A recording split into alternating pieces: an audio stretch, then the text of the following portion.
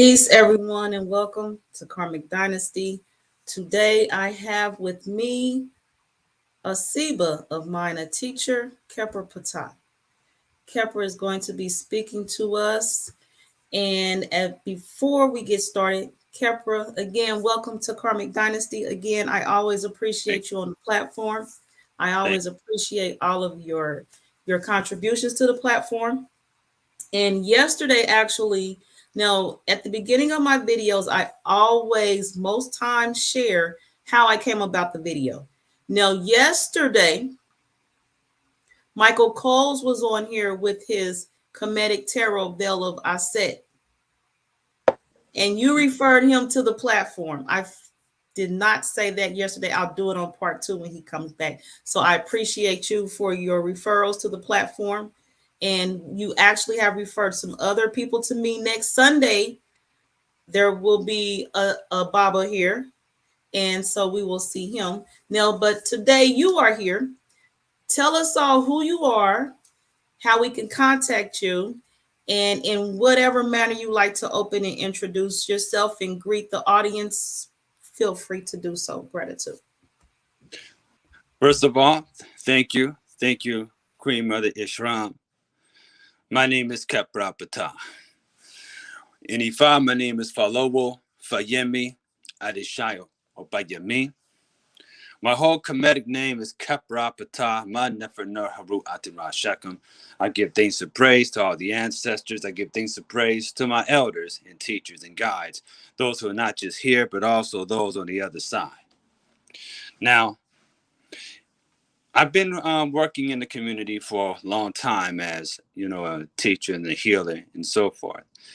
And my whole thing was always to help elevate the community, help elevate my family, and those who are interested in learning, those who are looking for it. You see what I mean? Because you can't just make anybody, drink the water. But at the same time, you can always present the water. And if people are thirsty, they will drink of it. So, how would you contact me? My number is 206-960-7999. I give readings, and I also tell people who their spirit guides are, whether it's through the Netaru or the Orishas. The Orisha tradition is becoming very, very popular more and more as time goes on. A lot of people are literally returning to their ancestors, well, while they're still alive. Their ancestors are actually coming to them and talking to them and telling them about who they are and why it's important for us to recover the legacy of who we are, our dynasty, our ancient dynasties of the past, our family. We're not lost. We're still here. All we have to do is acknowledge what we have. So anyway, you can reach me at 206-960-7999. My email address is khepra.ptah.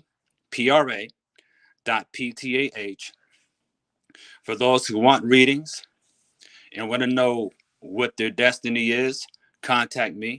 For those who are interested in knowing who their spirit guides and orishas are, you can contact me. And for those who would like to know more about these traditions, and if they're interested in exploring them, they can also contact me for that purpose as well. I can be found on Facebook under the same name, Khepra Ptah, Khepra Ptah. I have an Instagram account, and I'm also on YouTube for those who are interested in checking out some of my videos. So, I would like to get started. Usually, when we any type of prayer or ritual, we use water, which is very important in African traditions. Very important because it helps to deliver an intent. It also helps to cool off the space around you, making it presentable for all the good and cool spirits to come down so that you'll have a cool situation and be able to make a cool presentation or just have a cool head. So the way we do it, I'm going to do it in English. There's a Yoruba way of doing it, but I'm going to say cool head. You anoint, see how I anoint my third eye, the top of my head, the back of my neck? These are the three spots you want to anoint with water. You want to keep these areas cool. All right. Cool house. Cool road. Cool ancestors. Cool gatekeeper, gate open. Remove negativity of all forms. Remove death. Remove sickness. Remove misunderstandings. Remove misfortune. Remove gossip. Bring in all that is cool. Bring in the wealth. Bring in life. Bring in the good relationships. Bring in the ancestral support. And then we got the Yoruba way. We say, Ori tutu, Omi tutu, Ele tutu, Ona tutu, Tutu egun, Tutu eshu, Kosi aku, Kosi arun, Kosi ofo, Kosi adina, Kosi akoba, Aiko babawa. We definitely want to dismiss OFO. We want to remove OFO. A lot of people are losing things, losing relationships and everything else. So it's time for us to cool the area off. And then we'll go into the presentation. You can do a quick prayer. One of the prayers I see to water is in the Odu Ofun Erete, where it speaks on how, and I will hold the vessel up in the air. Usually I kind of skipped out on that. You hold the vessel up in the air. We call this a hikara, right? And one of the things I pray, one of the things I speak of about water, we give thanks to praise to the power of water. It is said that water has no enemy. Water was told to make sacrifice so that no one would be able to conspire, boycott water. Water made the sacrifice. It is said, enemy of water and continue to thrive. We give thanks to praise to the power. I say Ashe. Another thing you can also do is do the breath into the water when you're going to sprinkle it, because you see the breath that carries your vibration as well. You see, so there's a lot of things that you can do just with this alone, just when it comes to opening up any type of session, any type of prayer and everything else. There's also the forms of meditation in which you can do with water. We'll talk about that as well, but it's very important, in African tradition. And interestingly enough, I don't know if anybody's familiar with the prophecy of the Hopi Indians or Hopi natives, but they speak on how all these different groups of people have their own element. It talks about the whites being, having fire, the Asians having wind, the Native Americans or the red people having the earth. But it also speaks about the black people being connected to water. Now, of course, because we have melanin, of course, there is a connection to the sun. So I see we identify with ourselves with fire. I can see that. But also, you're going to notice when you get into African spirituality that water is a very sacred element. Okay. Shango is fire, and even he was adopted by Yemoja, right? Who is the top of the water. She's the spirit of the top of the water. In Nigeria, she goes back to a certain river. We'll get into that pretty soon. But more and more sisters and brothers are becoming aware of spiritual beings such as Yemaya, Oshun, Olokun.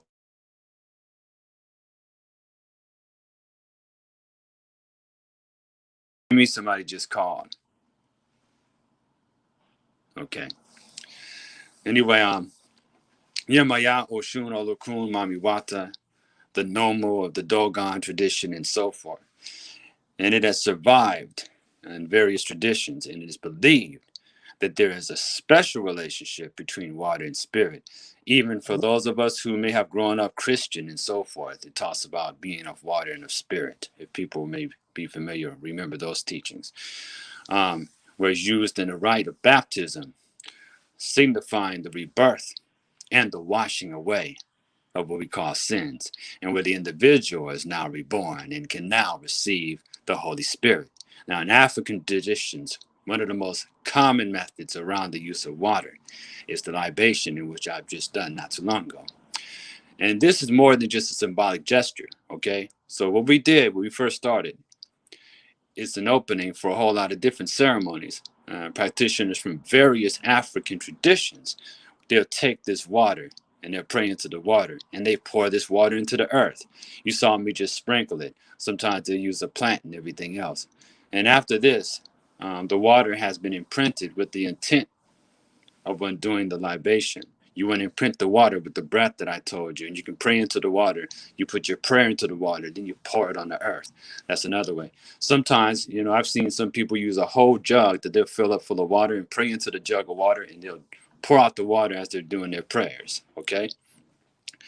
So many say that this is quenching the thirst of the ancestors who have been buried in the earth. And there's more to this. When we pour water into the earth, our prayers and our intent, it charges up the whole area where the intent is directed. So according to ancient Kemet, for those who are familiar with the Kemetic tradition, it talks about how all life rose from out of the Nun. And the Nun, or Noon, is the cosmic ocean of nothingness. Nun is said to be the parent of the Neteru, which are the gods or the forces of nature of ancient Kemet. And we look at water, we're seeing the same water that has been in the bodies of individuals for hundreds of thousands of years. And the same water has been drank by the pharaohs, warriors, healers, and priests for thousands of years. Within these waters remain their memories, because water holds memory. So water may be by far the most mysterious element known to man and woman, okay, or woman, if you may, since the beginning of time. It is this very same mysterious fluid in all carbon life must have in order to exist. And it's believed by the ancients that everything in existence emerged from the primordial waters of nothingness. And we can find this in the scriptures and traditions around the globe. The Cometians believed that the life-sustaining fires of Ra came directly out of the Nun. And even the Hindus talk about Vishnu emerging from the sea of milk. And we see that the rivers where there are many of these civilizations are close to these rivers were established, and they still pay reverence to various deities like Olokun and Yemoja. In fact, the Kemetic civilization was highly dependent on the Nile. You cannot separate Kemetic civilization from the Nile River, okay, who they call Happy. Then you have the Niger, in Nigeria, and the Ganges of the Hindus, and the Jordan, which is the famous river in your Bible, the Tigris and Euphrates, and etc. So, in the tradition of Mami Wata, we learn about the various water spirits, including mermaids, right? We had talked about ancient Kemet. Every time you open the Bible, you read long enough, it's going to talk about the waters of salvation. Traditions, they all agree that the world started in a watery mass. There's the Bini of in the Yoruba. They call this watery mass Olokun's kingdom. And Olokun is the owner of the ocean. Olokun is the owner of the sea. Edo State is seen as the king, the first son of Osanabua. And the Edo, that is the Edo name for the supreme being. The Yoruba say Olodumare. But it's considered the most important deity among the Edo pantheon. And the Edo version of Olokun is white. The Yoruba, their version of Olokun is blue, and so forth. Coral is sacred to Olokun. Olokun is identified with wealth. And Olokun is also connected to the mudfish. And the mudfish symbolizes peace and prosperity, as well as the ability to adapt to water and land. In this case, the mudfish represents the unification of the two. So Olokun is the owner of all wealth, a keeper of great knowledge and wisdom. The Edo believe that Olokun resides beneath the Ethiopian River, and Olokun must be appeased so that the spirits of the deceased can be guided in and out of the spirit world. That's how important Olokun is. Money, wealth, offspring, and undiscovered truths. This is where we go to Olokun for in this particular tradition. And it's beyond the inexplainable that is sacred to Olokun. Olokun is also the great healer of those who have been through psychic traumas. For those who seek wealth and children, they go to Olokun. Now, some simple things that you can do, this is a side note. For those who would like to connect with Olokun, you can bring Olokun like 7 pieces of fruit from time to time. Olokun also likes sweet things, okay? So if you ever want to just connect with the spirit of the waters, you could just go ahead and take something really simple. Olokun likes sweets, right? You can bring something like oranges, like 5 oranges to Oshun and so forth, and bring her some honey. You know, she likes honey. You can pour a little bit of honey. You always taste the honey first, okay? Then you give it to Oshun. Same with Yemoja. The difference is with her, you're going to use molasses, okay?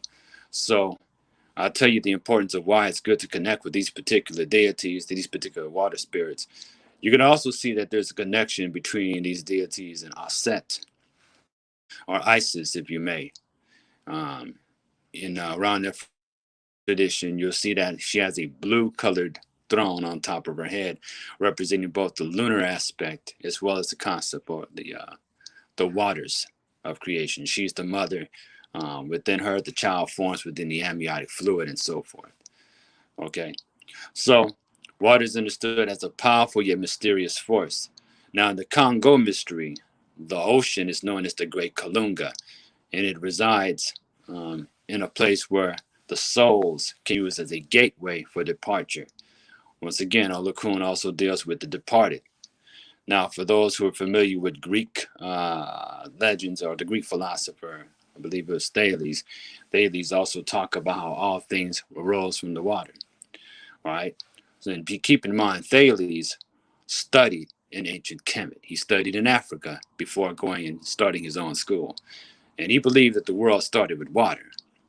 So when you look at history, you'll see that a lot of your greatest civilizations developed around water. And that should tell you that this element is a very special, significant thing. Okay. Yes, we have an African understanding of the underwater kingdom. We call that Olokun's kingdom.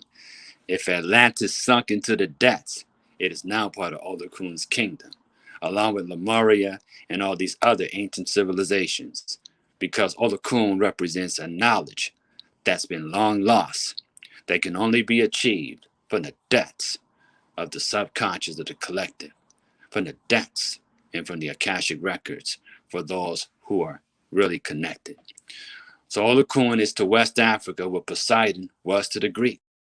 Now let's look at the word Kalunga, because you still see from various traditions that have survived in the diaspora for those who are into maybe Palo and Kambanda, Kamakumba, Brazil and Cuba. You'll run across this word Kalunga. Now, for those who are familiar, there's a brother by the name of Dr. Fukiao. He wrote a book called African Cosmology, and I think it's back in print. For a while, it was expensive, but they have made recent reprints. Get African Cosmology by Dr. Fukiao, and he talks about Kalunga. It's a Congo word or Kikongo word, and water, the Great Kalunga, the threshold between worlds. It's let us call our ancestors out of the water. So you go before the water. That is one of the places in which you can call your ancestors from. The souls of millions are under the waters. The bottom of the ocean is an ancestral domain. Okay, so that'd be a good place to do ancestral rituals. I'm telling you, a lot of people think the cemetery is the place where spirits and departed souls are to be found, but that's man-made. It's the waters. That's where you find and connect with the spirits of all the ancestors that go back to the beginning of time, you see.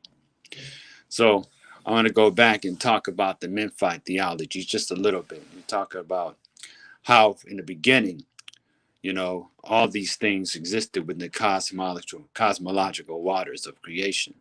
You have Amun, Amunet, Nununet, Kukuket, Hu and Huhet. We're talking about the hidden, the unhidden, right? You're talking about the light and the solidified light. You're talking about the differentiated, the non-differentiated, or should I say the undifferentiated and differentiated. And you're talking about authoritative utterance and authoritative utterance that is sound, solidified. So basically everything is held together with light and sound, and water represents the mirror that reflects these things, you see. So when you're dealing with water, you're dealing with the gateway of connecting with spirit. Let's see, Theban, Anu theology, all that.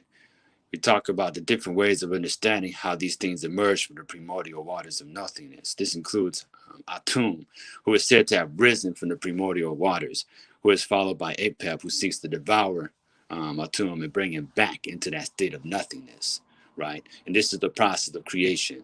Everything it comes out, it emerges, then it returns back to where it comes from. Then it emerges, and then it goes back in.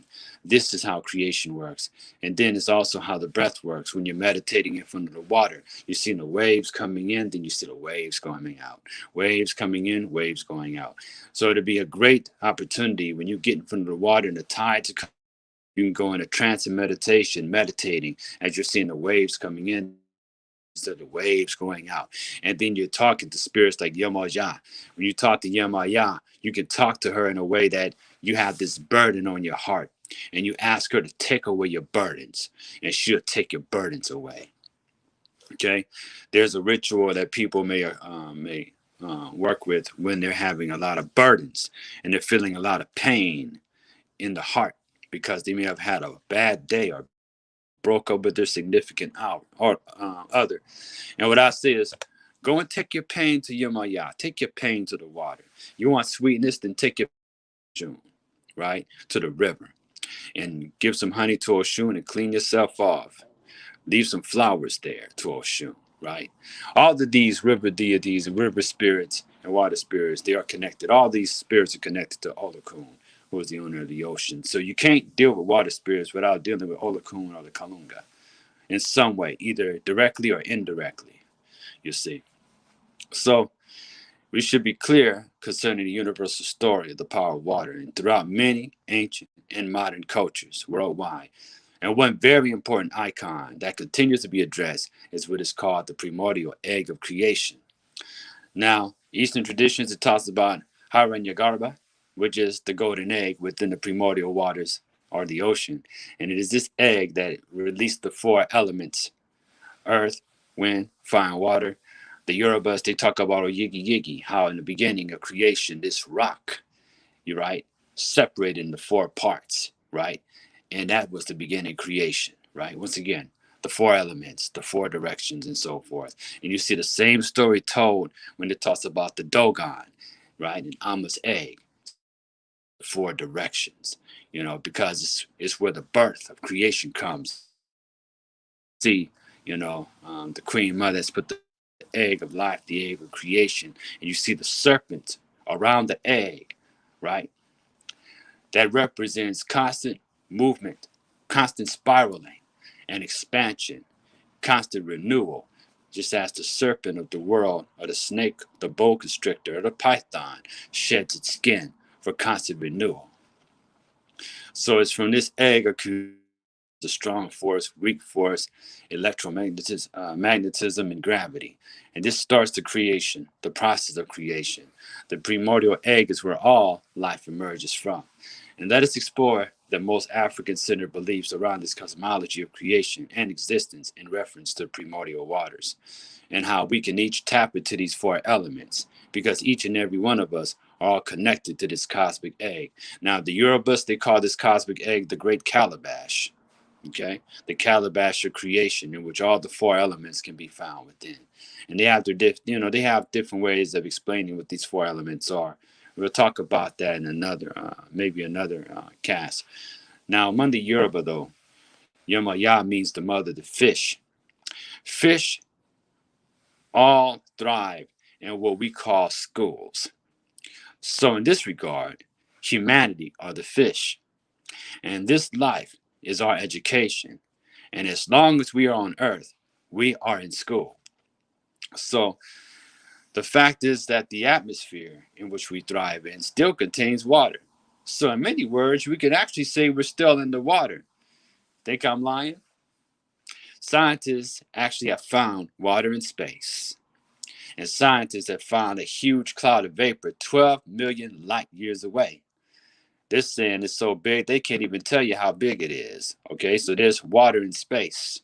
Water is like immortal and is identified with spirit. The Yorubas talk about when a person's soul departs, how it rises in the atmosphere and comes down in the rain and ends up in the ocean and so forth.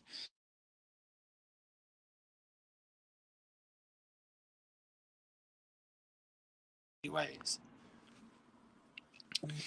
now the Dogon also spoke of how Amma had made his first attempt to create humanity. You see, according to the Dogon lore, Great brought to the ancestors by even more ancient beings called the Nomo. And the Nomo are said to have been fish-like, and these beings need to thrive in a watery environment. And the Nomo are referred to as the teachers and monitors of humanity. So you will go back to Kemetic teachings of the story of Menefer. It talks about 4 male and 4 female entities in the Memphite theology, and it talks about these beings representing renewal and a transformation of energy. The Dogon have a similar cosmology. However, it is also spoken of these beings coming and teaching humanity. And we can see how these primordial beings are also echoed in the cosmology of the Dogon, you know. So we still connect with these energies in which they represent, or which represents them. And we use this in our cosmology, and we use this in the various forms of divination that is practiced to this day. Both the Dogon and the Yoruba recognize that creation came from a single point, which we talked about earlier as the cosmic egg. The Dogon speak about an egg or a rock that divided itself into 4 parts, right? And within this egg or this rock contains the 4 ingredients of the creation. And the Dogon understood that this was 266 parts, and 10 of those parts were removed with the splitting of the egg. They were separated, leaving 256. The Yoruba also speak of the 256 different patterns in divination when it comes to working out one's destiny and their purpose on being on this planet. So the Dogon speak of how Amma made his attempt to create humanity as well as creating the universe, and had an issue because of his attempt to make love to the earth. And because of his violation, the earth gave him a jackal, which brought chaos and disorder into the world. In a later attempt, this is when Amma created the perfect twins known as the Nomo. And you'll see various stories, similar stories, about the divine twins, the yin-yang principle that is necessary for the creation to be sustained, as well as the masculine feminine or feminine masculine construct to continue to keep humanity, or that is, keep humanity reproducing itself. Now, it's more than just a construct, it's also a natural thing. To continue to thrive, you need the yin-yang principle in order for us to continue to sustain ourselves and give birth and to continue to propagate our species. So the Nomo were often described as either being amphibious and without joints. There's a book that you may want to check out called Conversations with Okotomile, and I can't think of the author right now. I'll have it for anyone who has questions later. And if they'd like to follow up with me, I'll get that information for you, or you can look it up. I believe it's Ogotomile. It may be Ogotomele. But we see where he actually uses the word nomo and water interchangeably. Okay. And he also talks about water being at the gate of creation, as well as being the blood of the earth. Water is also known as the sacred word of creation. Nomo also takes the form of a fish being called nomosimbi. And the story goes on to tell us a very yet strange story. Now, in this order, they had to correct the flaw within Amma's creation. And in order for this to happen, there was a sacrifice to be made of a fish man known as nomosimbi. The sacrifice of this particular Nomo would have his flesh devoured, and then his bones were to be thrown back into the water, where 3 days later he is resurrected. Sounds familiar? Anyway, in African tradition, we begin to understand water spirits are considered to be extremely powerful, and it has a lot to do with not only our birth, but our renewal.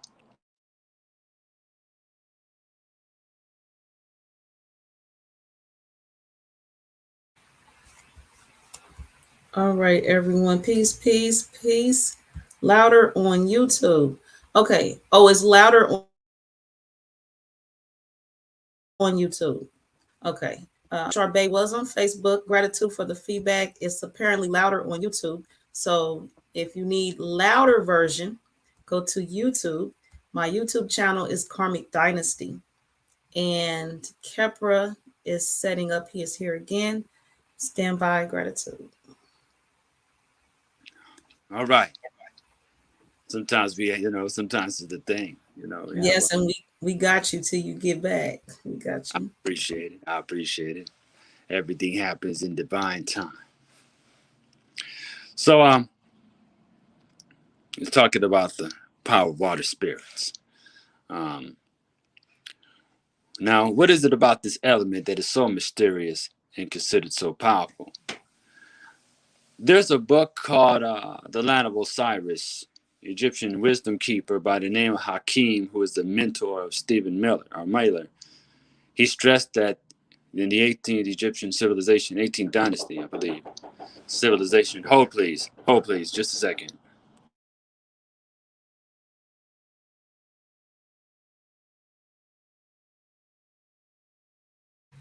Okay, I was on mute. So giving Khepra a few moments, he mentioned the land of Osiris. So this is what I have found there. And right now, as he is returning, I am sharing the flyer for my Silence is Sound tour. Stand by. Gratitude.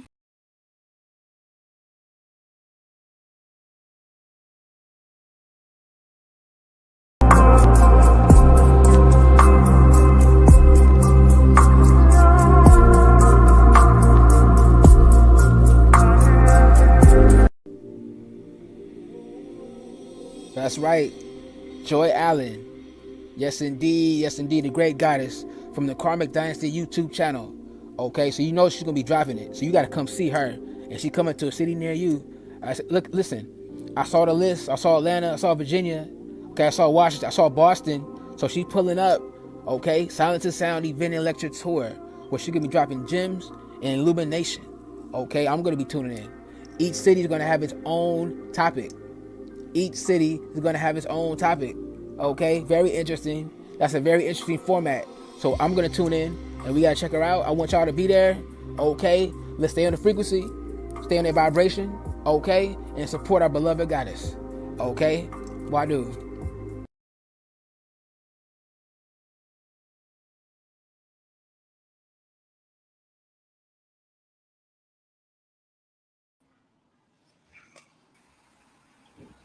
Okay, so we are here again. Khepra, you prepared to continue? Yes, Very good, very good. All right, so Stephen Miller has spoken about how he had learned from his mentor, Abd Hakim, about the mysteries of water and how this civilization of ancient Kemet functioned.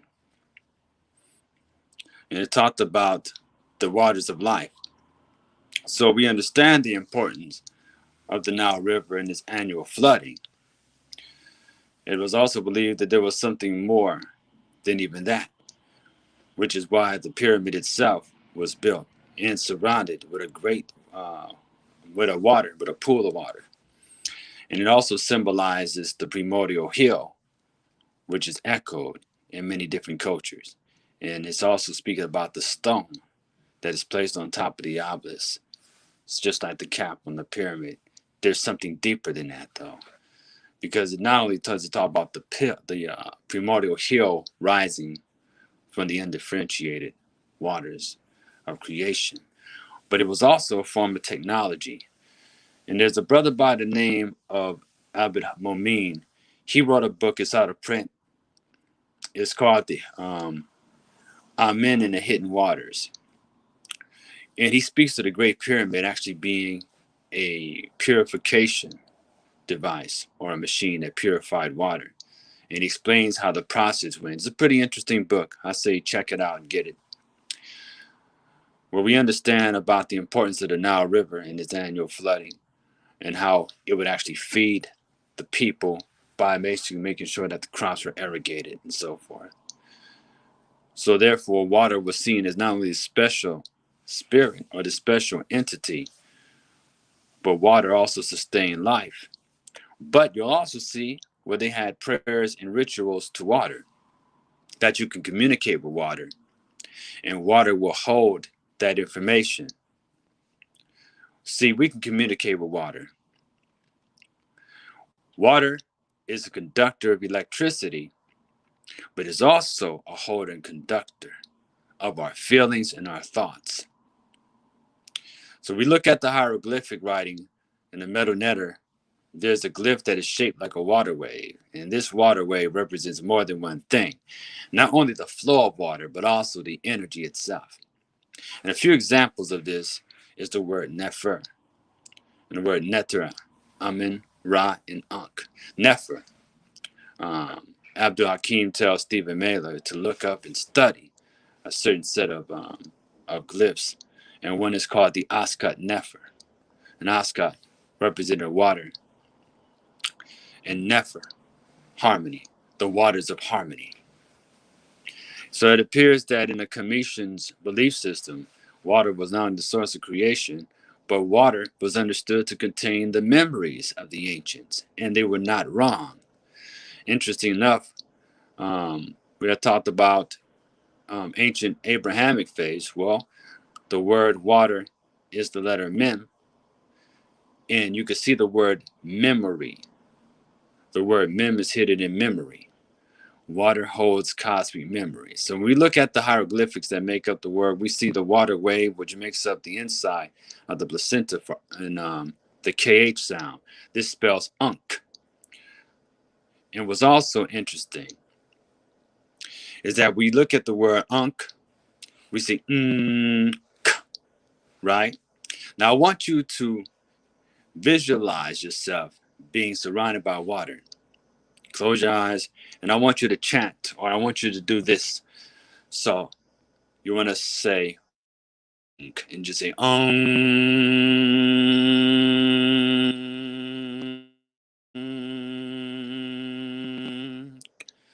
and just do this for like 5 minutes. Breathe in through the nose.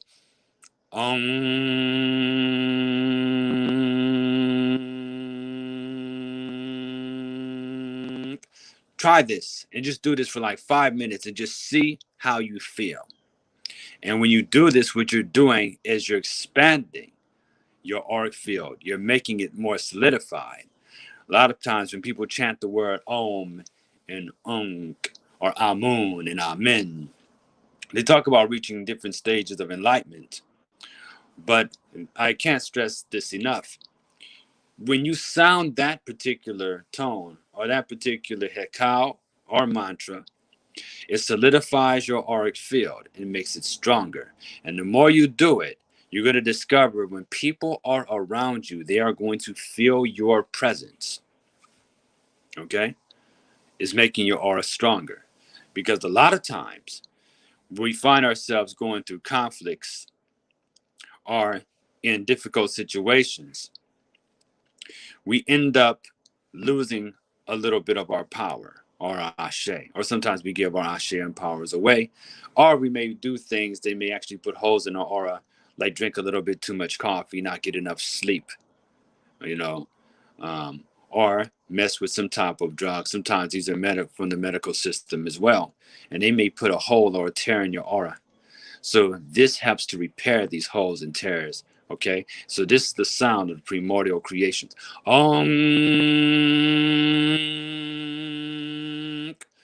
See, or Amun. So doing these chants is also good for you to focus on these energies being around you. You can take a bath and you can clean yourself off and remove negative entities with just taking a bath of salt water. And just sitting in the saltwater bath, and you're going to visualize all this energy. Just very simple, very easy. You don't have to complicate it and put like 500 ingredients in there. Just take a salt bath and wash away negative entities, negative energies, and thought forms that may have latched onto you because of the situations that you may have found yourself in. So spiritual baths are good. When you take a bath, any type of spiritual bath, you can pray into the water. And you can also remove these negative energies. You could take a bath, or you could just go and bathe in a river or in a lake. Talk to the water spirits. You can talk to Yemoja. You talk to Olokun. And you can ask these spiritual entities to cleanse you and wash away negativity, especially when you're out in nature. When you're out in nature, it's such a beautiful thing, because what you're doing is you're building up your auric field when you connect with it. See, it's not bad to do rituals in the comfort of your own home, but if you really want to connect with the orishas, and if you really want to connect with the spirits, you go to their habitats, Yemaya, for, the shallow waters. Okay, Yemaya, it's good to work with Yemaya. You don't want to necessarily deal with Olokun and go into the deep waters. You can make offerings to Olokun, okay, at a beach. Some, depending on some situations, at a lake or a river. My Olokun actually likes offerings to be made at a right. So if you're gonna take any type of offerings to the water spirits, you can take some fruit to the water spirits, and what you can do is offering. You're going to ask them to take away negativity. You're going to ask them to take away forgetfulness, arguments, misfortune, and misunderstandings.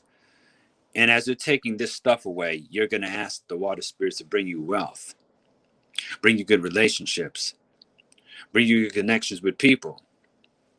If you need a new home or you need something to develop in your favor, ask.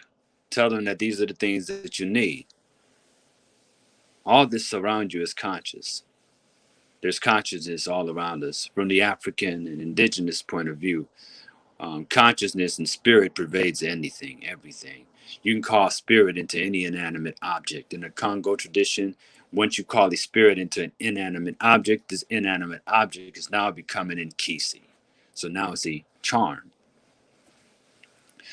So I think we talked a little bit about this. I was going somewhere too, and I kind of how we start getting with the spirit, and spirit just takes you any old kind of way, which is a beautiful thing, though. But the teachings of the Dogon also talk about the placenta, a piece of it being stolen by the jackal.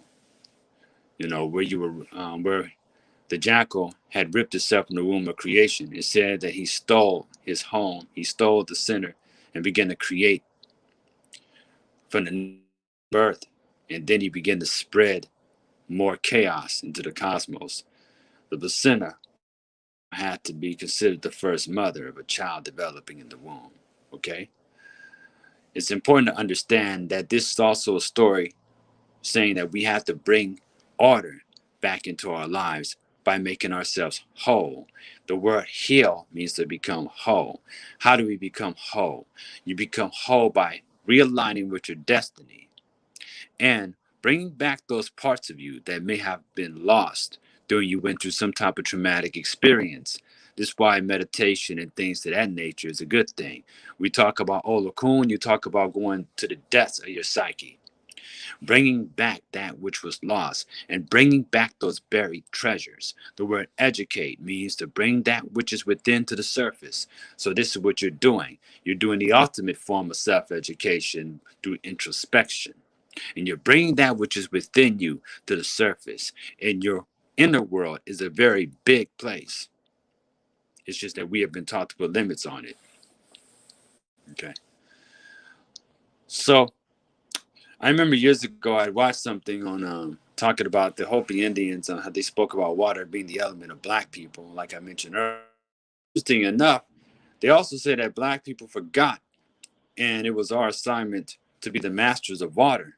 Now, if you look into a lot of West African traditions, you'll see how much they revered water. There is even a song by Fela Kuti called "Water Got No Enemy."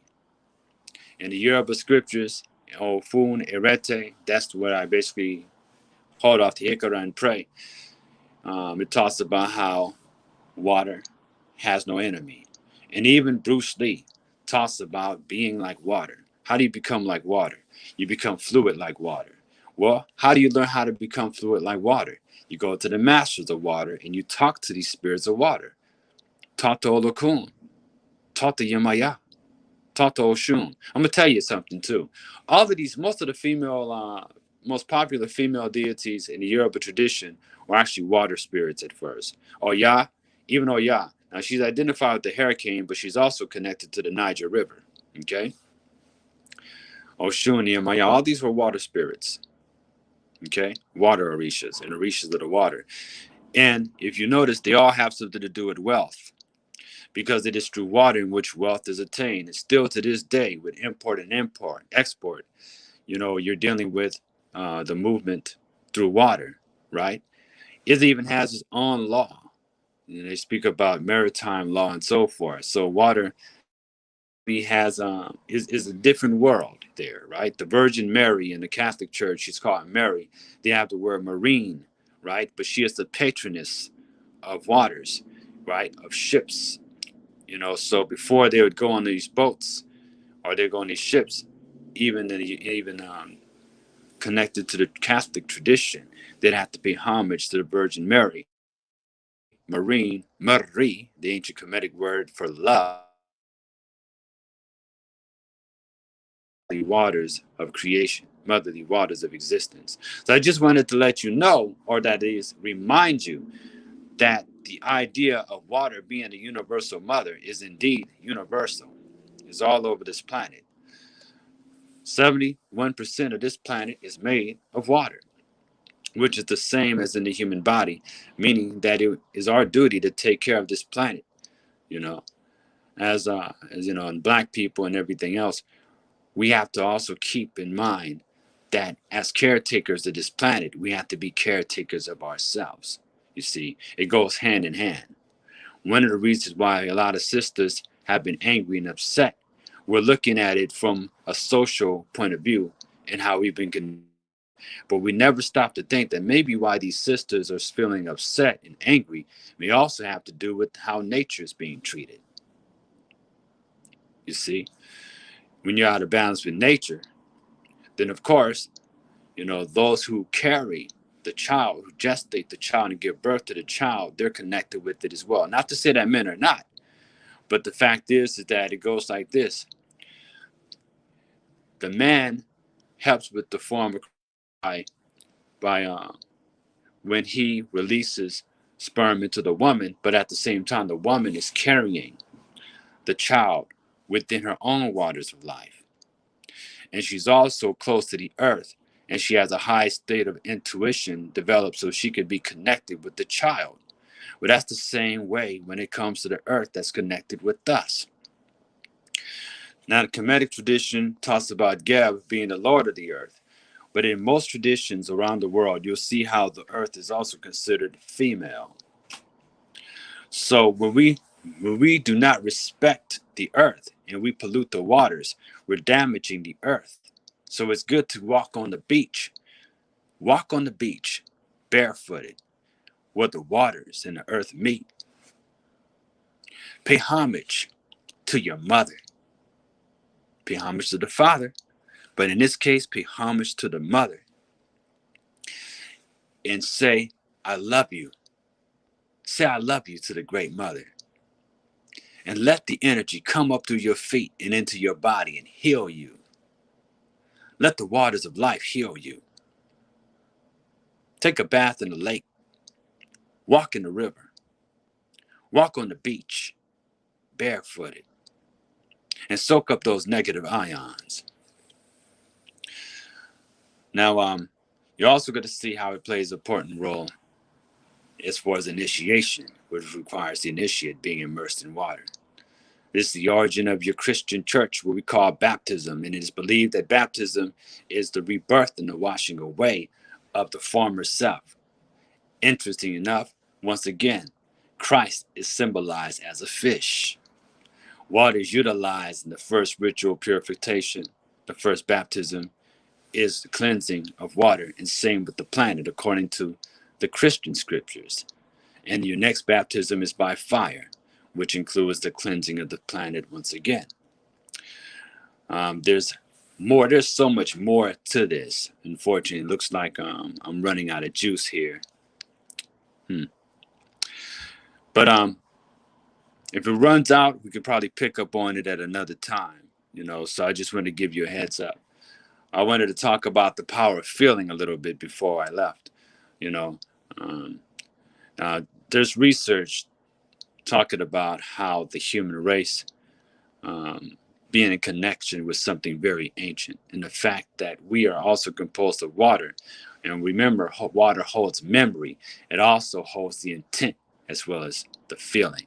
So just as we spoke of previously, when I talk about Amun Ra and the power of breath, I also talked about extending and the contraction of the DNA molecule based on one's mood. Like, for instance, when you're enjoying your situation, if you're relaxed, your DNA extends. However, when an individual is in a negative mood, the DNA contracts. And the same is true when it comes to your body, when it comes to your memory, when it comes to your auric field. That same pattern, that same dynamic is at work here. When we understand that our bodies are mostly water, then it would make sense why we would want to have more uplifting thoughts. Because whenever we continue to think and speak negative or to be in a toxic and negative environment, that information bonds itself with the physical body and our physical body temple. And with depression, it is good to focus on the areas of the lungs and make a hissing sound to correct the imbalance with the lungs. Like, so it can kind of be like the water sound. When you go and hear a waterfall, that actually helps to restore the life force. It helps to build us up, okay? It makes you stronger. So this will also allow us to take deeper breaths, which we oxygenate the blood, which in turn brings more life into the brain, our blood vessels, veins, and arteries, and so forth. Just like the Niger River or the Nile River, where we want to continue to cleanse and purify. It would behoove us to purify ourselves both inwardly and outwardly. Water is the first part, hydrogen, and second part, oxygen, H2O. Hydrogen is the primary element on the periodic table, the number one element in which all the other elements are variants of. Remember, the world begins with one, according to the Yoruba teaching in the Dilogun. I believe that's in Okaran. In certain cultures, it is taught that water amplifies your prayers. In fact, it is not even good to argue around water, because when you're going to take a drink, you're taking all that in, because the water will contain and keep these negative vibrations. And due to the fact that water has these negative vibrations, it will soon create disease and illness in one's body. And according to homeopathy, as well as in the Ayurvedic system, when a plant or a stone is placed in a container of water, the water will take on the information of that plant or stone, and therefore the water could be drank, right? And the person will consume the properties when drinking the water that held this object, held this plant, or held this stone for a certain amount of time, because it will continue to keep the memories of that in which the water was surrounding. Nomo is the water in the word. Some have translated nomo to mean a certain thing of the word, the logos, and so forth. It's the principle that embodies creation. Nomo is identified with spoken words, and we can see both air and water elements are within the nomo. Same when we look into the concept of Yemoja. Now I'm going to talk about something too. A lot of people sleep on Yemoja. Yemoja is important because she represents one thing that the people need in order to thrive in this world, and that is care. A lot of people talk about how you got to go to Eshu, because Eshu opens up the road for everything else, for all the other Orishas. But you keep on forgetting about the mother. She represents care and nurturing. And when you stop caring, things start withering away. People need to go to the water and need to say, I care. You have to care. Because the reason why things fall apart for a lot of people is they only care so much. See, people talk about what the elites are doing and say what the elites are doing is evil. But here's the thing. The secret is that they care about what they are doing. And this is why they continue to thrive. Yemoja's message to us is that we have to start caring again. We have to care for ourselves, care for our children, care for our elders. We have to start caring, because the reason why things are beginning to not work in many of our lives is because somewhere along the line, we have taught ourselves that we don't care. Yemoja wants us to care because we're sickening the planet with our lack of care. When you start to care, things will manifest in your life differently, more fluently, because the mother will whoop your ass. Say, you don't care, but I do. And guess what? I will whoop your ass. That's how much I care, because I care about the planet, and I care about creation, and I care about life. But guess what? If you're unaware of that, I'll send a tsunami and take your city out. She doesn't, because she loves us and she cares. We have to keep that energy of care, because without the energy of care, we're releasing negative thought forms into the atmosphere, and you create this mechanical type of mentality that a lot of people are developing these days. Malidoma Patricia May, the one who wrote the book of Water and Spirit, also wrote a book on ritual, where he talks about that as we become more inclined towards technology, we are beginning to get away from our emotional body.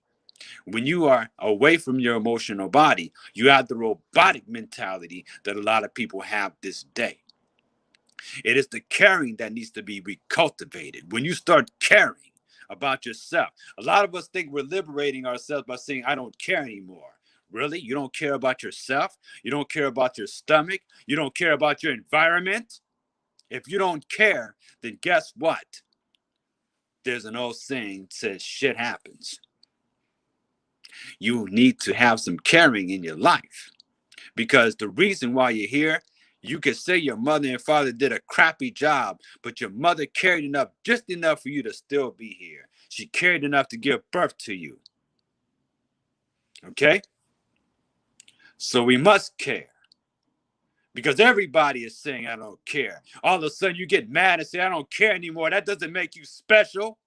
Everybody is saying they don't care. And that's the problem. You have to develop care. And this is what the mother wants to remind us of, is why caring is important. Pardon me. This is what happens when you get the spirit. I give thanks and praise to the cosmic spirit. I give thanks and praise to the spirit of the mother. I give thanks and praise. Ibashe Yemoja, Ibashe Olokun, Mafede Fun Olokun, Ashe. I think I'm about to go ahead and wrap up, because I'm almost out of juice here. You know, I'm down to like a smidgen. I say I'm about maybe 10%. A little bit earlier, I was talking about, the Christian concept of water and spirit as well. The character known as Jesus Christ talks about how one can enter the heavenly kingdom if they are born of water and spirit. And water is necessary for all carbon-based life.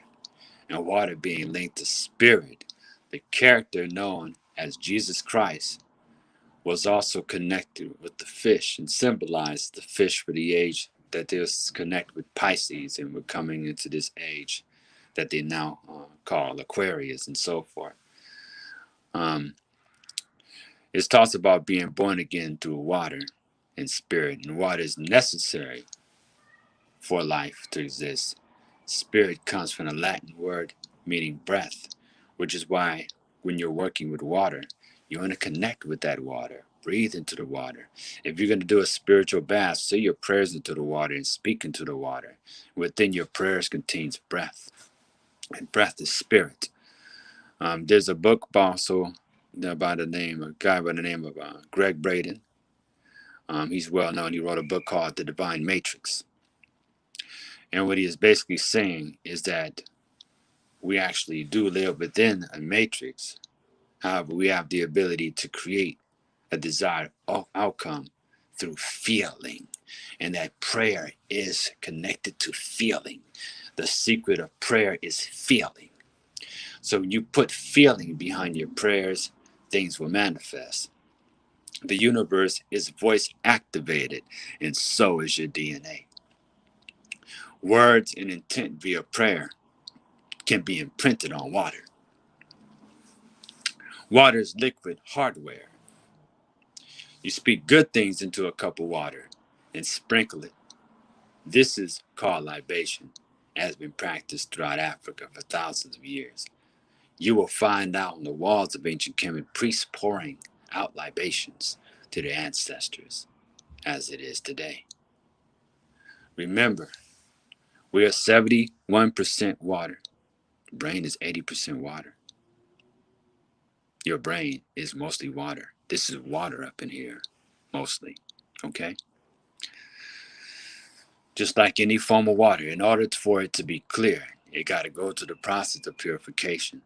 So therefore, we must also put ourselves in environments that will elevate our emotional awareness. It is healthy to go near rivers, lakes, and streams. The locations and habits or habitats are rich with negative ions. But because of disagreeable thoughts based on shame, guilt, revenge, and haterism, we have created within our own lives a lot of chaos.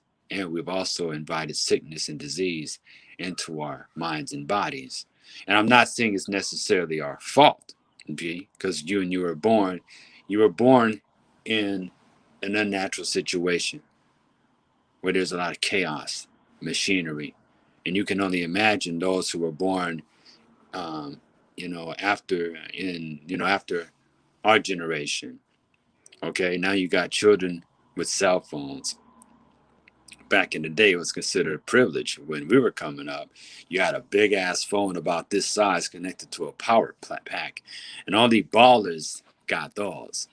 Nowadays, you got 11-year-olds texting and can tell you how to work the phone better than you, right?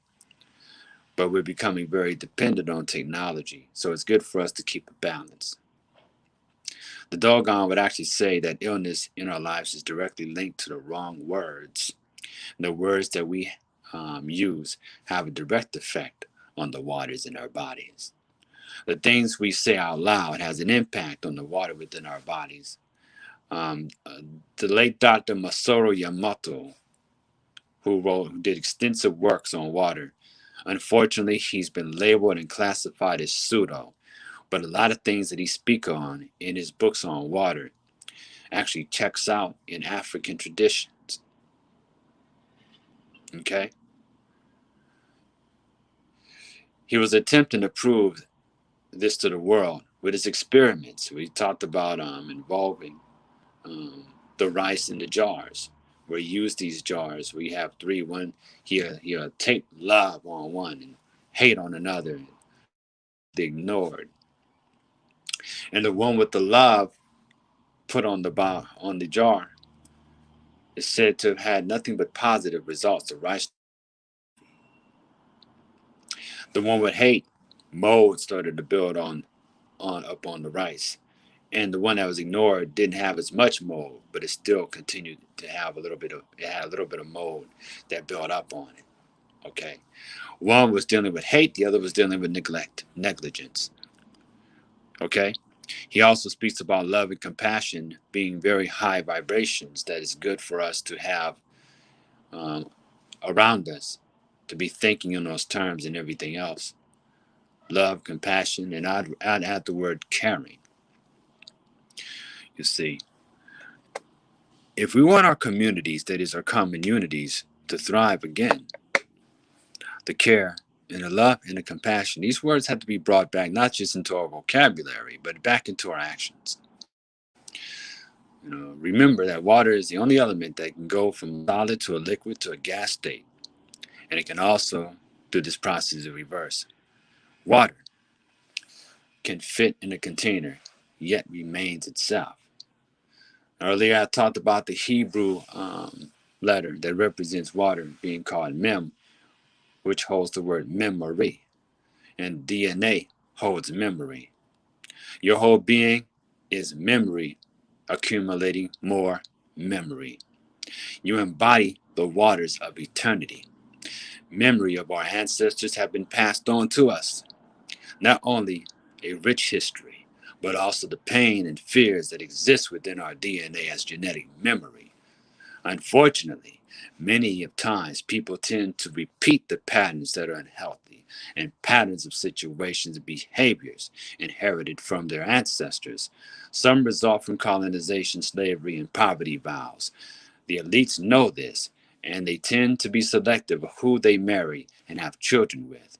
When working with the ancestors, the purpose is to tap into the productive ancestral memory patterns and transcend those patterns that have kept us stagnant, like the still waters that continue to become murky. We must transcend their suffering so that we will stop living it and passing it down to the next generation. It is said that when the devotees of Yemoja were captured and put on the slave boats, Yemoja came with them, or Yemaya.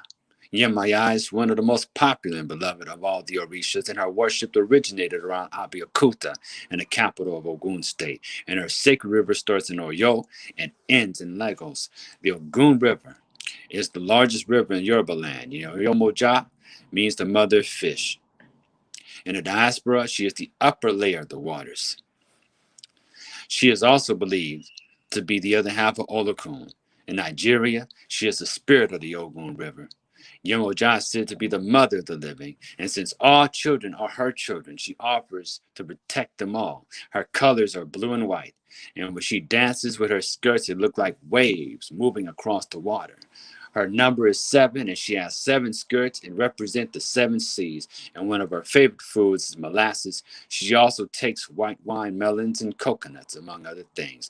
And she can often take the form of a mermaid and is identified with the moon. I say right now, work with Yemoja. She is pretty safe to work with. She cares about all. She's loving, Now, Olokun as well, but Yemoja is easier accessible. She's the personification of the one thing that's needed to nurture humanity, and which I cannot stress enough. That is care. And when something is cared for, it grows strong. We're able to manifest a stronger outcome when we care for whatever it is we focus upon. Yemoja reminds us the need for care in the world. Okay? It's very important. Protective children in a mystery of motherhood. Yemoja often adopts those who did not get the nurturing essential to their development as children. And she is the fiercest one when it comes to protecting her children. And she is slow to anger, but when she gets angry, her wrath can be terrible. Staying on her good side would be highly advised. So we pollute the oceans and we ourselves, our planet, which is sick right now. Humanity has a choice. It is the decision we make now that will determine how things will go into effect generations from now. 2020, it was reported through studies that the sea levels has risen maybe about 3.6%, or no, 3.6 inches, pardon me. And it's above where it was in 1993. So we are impacting the planet as well as the planet changing. Okay? We have a choice. But you see, it's not that we're going to wait for everybody else to come together. It's the individual choices in which we make. Because each and every one of us is collectively connected. We're not really separate. We're separated as far as being able to experience different things.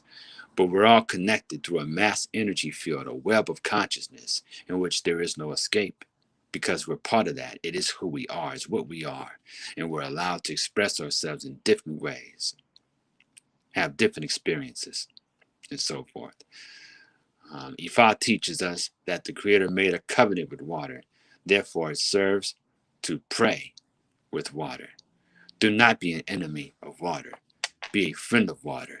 And as Bruce Lee said, be like water, my friend. All right, so I'm going to go ahead and wrap up. I'm down to 2%.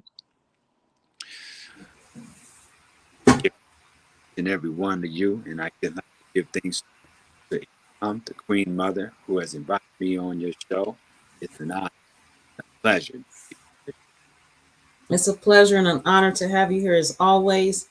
And I appreciate everyone being here. I appreciate the knowledge that Khepra has shared in the guidance today. I have notes. I have taken notes today. So, and Khepra has also offered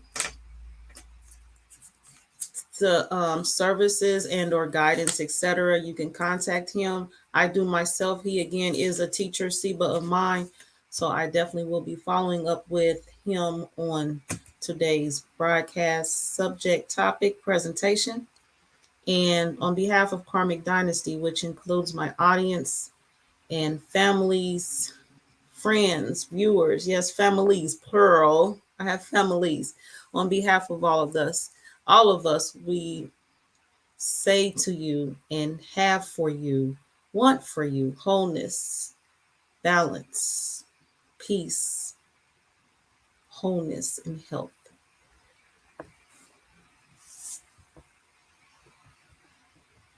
Peace and blessings, sister. Gratitude. Peace to you all.